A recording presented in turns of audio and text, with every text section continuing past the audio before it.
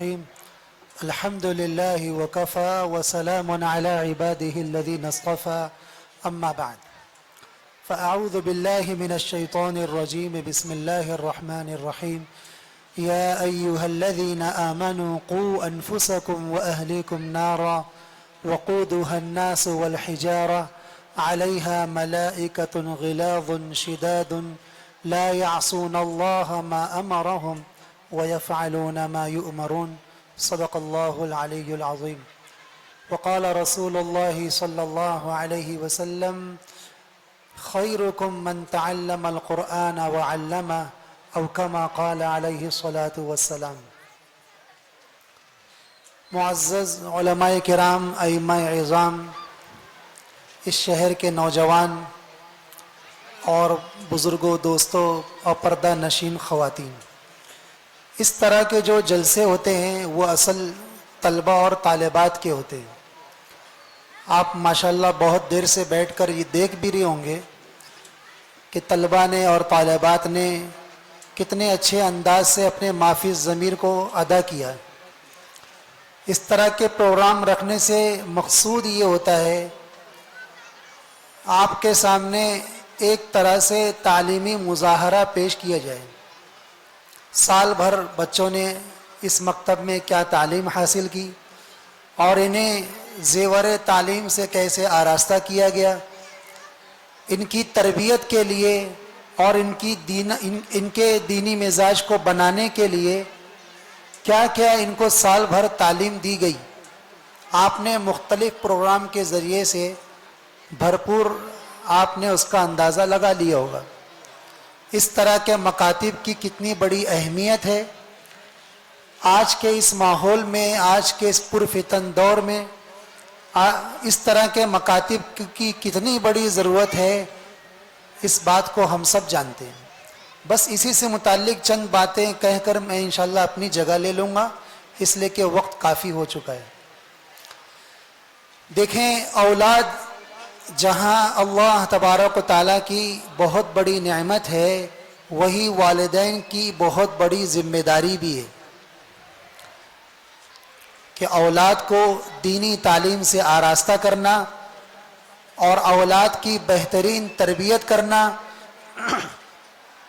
اپنی اولاد کو بچپن سے ہی ان کا مزاج دیندارانہ بنانا یہ والدین کی بہت بڑی ذمہ داری ہے. اس ذمہ داری کو اگر والدین نے ادا کر دیا تو دنیا کے اندر سب سے پہلا نفع یہ ہوگا کہ وہ اولاد اپنے والدین کے لیے فرما بردار ہوگی، اور آخرت میں اس کا نفع یہ ہوگا کہ ایسی اولاد جب نیک بنے گی اور نیکی کے راہ پر گامزن ہوگی تو وہ اولاد اپنے والدین کے لیے صدقہ جاریہ ہوگی. اس لیے بزرگوں، اگر ہم سب یہ چاہتے ہیں کہ ہماری اولاد بڑھاپے میں ہمارے لیے سہارا بنے اور ہماری اولاد بڑھاپے میں ہمارے لیے معین اور مددگار بنے، تو بہت اس کی ضرورت ہے کہ اپنی اولاد کی بچپن سے ہی ہم دینی تعلیم و تربیت کی ان کی فکر کریں. آج کے اس دور میں کتنے ماں باپ آپ کو ملیں گے جن کا یہ رونا ہے، والدین کا یہ رونا ہے کہ آج کے جو نوجوان ہیں، جو میرے نوجوان اولاد ہے، یہ میری قدر نہیں کر رہے، میری باتوں کا پلٹ کر جواب دے دیتے ہیں، ہمیں آنکھیں دکھاتے ہیں، ہمارے لیے یہ بڑھاپے کا سہارا نہیں بن پا رہے. کبھی ہم نے سوچا ہے کہ نوبت کیوں آئی؟ کہ نوبت اس لیے آئی کہ بچپن سے ماں باپ کا حق نہیں بتلایا گیا، بڑوں کے کیا حقوق ہے یہ بتلایا نہیں گیا، ماں باپ کا کتنا بڑا درجہ ہے، اور ماں باپ کو اللہ تبارک و تعالیٰ نے اولاد کے لیے کتنی بڑی نعمت کی چیز بنایا ہے، بچپن سے اولاد کو بتایا نہیں گیا. تب جا کر یہ نوبت آئی کہ یہی اولاد جب پل بل کر بڑی ہوتی ہے، نوجوان ہوتی ہے، تو یہ اپنے اولاد کے لیے بجائے اس کے کہ ان کی آنکھوں کا تارا بنے، اور ان کے دلوں کے لیے سکون کا ذریعہ بنے، وہی اولاد اپنے والدین کے لیے پھر وبال جان بن جاتی ہے۔ اس لیے بزرگوں، دوستوں، وقت کی بہت بڑی ضرورت ہے۔ بچپن سے ہی اپنی اولاد کی دینی تعلیم کی فکر کی جائے، بچپن سے ہی اپنے بچوں کو دینی مزاج میں ان کو ڈھالا جائے، اور یہ بہت بڑی ذمہ داری بھی ہے۔ قرآن میں اللہ تبارک و تعالیٰ خود فرما رہے، جو آیت میں نے پڑھی ہے اس میں اللہ تبارک و تعالیٰ سارے ایمان والوں سے خطاب فرما رہے، اے ایمان والو، اپنے آپ کو جہنم سے بچاؤ۔ خالی اتنا نہیں فرمایا اپنے آپ کو جہنم سے بچاؤ، آگے اللہ نے کیا فرمایا؟ وَأَهْلِيكُمْ، اپنے گھر والوں کو جہنم کی آگ سے بچاؤ۔ اپنے آپ کو بچاؤ، اپنے گھر والوں کو جہنم کی ایسی آگ سے بچاؤ جس کا ایندھن انسان اور پتھر ہوں گے۔ وہ جہنم کی آگ دنیا کی آگ کی طرح نہیں ہوگی جسے لکڑیوں سے دہکا دیا جائے، جسے کوئلوں سے جلایا جائے، نہیں نہیں نہیں، وہ جہنم کی جو آگ ہوگی اسے انسانوں سے دہکایا جائے گا، اسے بڑے بڑے پتھروں سے جلایا جائے گا۔ کیسی وہ خطرناک آگ ہوگی! اللہ تبارک و تعالیٰ اس آگ سے ڈرا رہے ہیں اور سارے ایمان والوں کو حکم دے رہے ہیں کہ اس آگ سے اپنے آپ کو بچا لو، اپنے گھر والوں کو بچا لو۔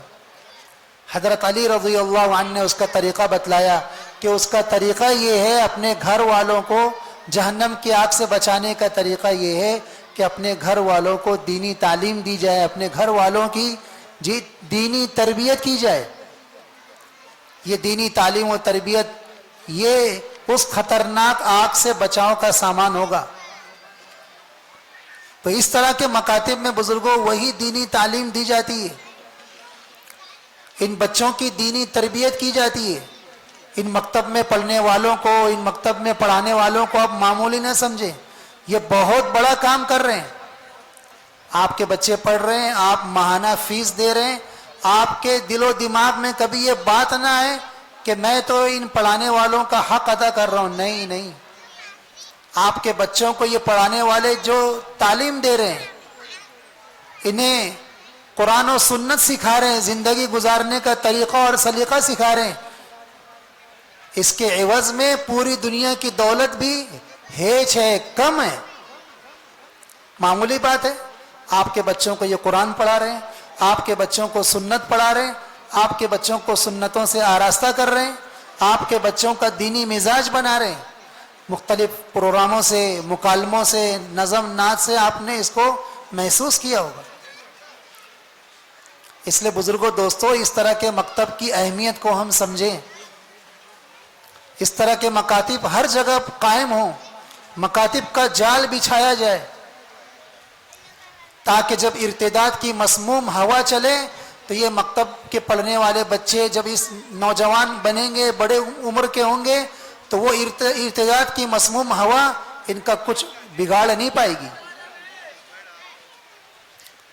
الغرض اس طرح کے مکاتب کی بزرگوں اپنی ایک اہمیت ہے، اس کی اپنی ایک افادیت ہے۔ اس لیے ہم سب کی بڑی ذمہ داری یہ ہے اپنے بچوں کو اس طرح کے مکاتب سے ہم منسلک کریں۔ اگر پہلے سے ہمارے بچے پڑھ رہے ہیں تو ہم بار بار ان کے معلمین سے رابطہ قائم کریں کہ ہمارا بچہ کیا پڑھ رہا ہے، کیا تعلیم حاصل کر رہا ہے، اس کا سبق کتنا آگے بڑھا، یہ اتنے سالوں سے پڑھ رہا ہے، اسے دینی کیا معلومات ملی۔ آپ پڑھانے والوں سے بار بار آ کر رابطہ کریں، اپنے بچوں کی تعلیم سے متعلق پوچھیں۔ ایسا نہیں کہ صاحب مکتب بھیج دیا بس فرصت نہیں، اپنے بچوں کی دینی تعلیم کی نگرانی رکھیں اور مکتب کی جو بھی ضروریات ہے اس کو پورا کرنا اپنے لیے آپ فخر سمجھیں۔ آپ کے ذریعے سے کسی بچے کی فیس ادا ہو جائے، اس کو دینی تعلیم مل گئی آپ کے فیس بھرنے کی وجہ سے، جب تک وہ اپنی تعلیم پر عمل کرتا رہے گا آپ کو اس کا اجر و ثواب ملتا رہے گا۔ تو گلی گلی میں، ہر مسجد میں، ہر جگہ اس طرح کے مکاتب قائم ہونے چاہیے، اس طرح کے مکاتب کو آگے بڑھانا چاہیے۔ حضرت مولانا علی میاں ندوی رحمۃ اللہ علیہ اور حضرت مولانا منظور نعمانی رحمۃ اللہ علیہ، یہ دونوں حضرات اپنے زمانے میں اس کی بھرپور کوشش کیا کرتے تھے، گلی گلی میں مکتب کا قیام ہو، مسجد مسجد میں مکتب ہو، محلے محلے میں مکتب ہو، صبح کے مکاتب ہو، شام کے مکاتب ہو۔ علامہ اقبال رحمۃ اللہ علیہ کا مقولہ ہے، ان مکاتب کو یوں ہی رہنے دو، اگر ان مکاتب کو ختم کر دیا گیا تو وہ ہوگا ہندوستان میں جو میں گھرناتا اور ملک کے اور دوسرے ملکوں کو دیکھ آیا ہوں کہ وہ صرف ایک کھنڈرات میں تبدیل ہو گئے۔ کسی زمانے میں جی اسلامی آثار وہاں پر ہوا کرتے تھے، لیکن مکاتب کے قیام کے نہ ہونے کی وجہ سے، دینی تعلیم کا انتظام نہ ہونے کی وجہ سے آج وہ سارے جی ممالک جہاں اسلامی آثار تھے آج وہ کھنڈرات میں تبدیل ہے۔ علامہ اقبال کہہ رہے ہیں اس طرح کے مکاتب کو انہی حالت میں رہنے دو، ان کو آگے بڑھاؤ۔ اس لیے بزرگوں، اس طرح کے مکتب کی اپنی ایک اہمیت ہے، اس طرح کے مکاتب کی اپنی ایک افادیت ہے۔ وقت کی ضرورت کو ہم سب سمجھیں، اس طرح کے مکتب میں اپنے بچوں کو آپ منسلک کریں تاکہ آپ کے بچوں کو دینی تعلیم ملے، آپ کے بچوں کو دین کی بنیادی معلومات ملے، اور آپ کے بچوں کا جو مزاج ہے وہ دین دارانہ بنے۔ دعا ہے اللہ تبارک و تعالیٰ اس مکتب کو ہر طرح کی ترقیات سے نوازے، اس مکتب کی ہر طرح کی ضروریات کو اللہ پورا فرمائے، اور جو نوجوانان، جو مخیرین اس طرح کے مکاتب کے لیے تعاون کر رہے ہیں، اللہ تبارک و تعالیٰ ان کے تعاون کو قبول فرما کر بہتر سے بہتر بدلہ اس کا صلہ اللہ عطا فرمائے۔ وآخر دعوانا ان الحمد للہ رب العالمین۔